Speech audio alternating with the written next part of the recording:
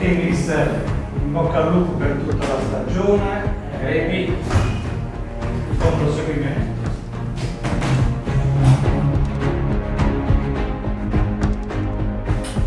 Ragazzi, allora sta per iniziare la stagione, dobbiamo chiaramente affrontare nel migliore dei modi questa nuova stagione appunto che sta partendo. Lo dobbiamo fare con la massima concentrazione perché il Castellana ha soltanto una squadra, quindi vogliono minutori, vogliono un senso importante di appartenenza.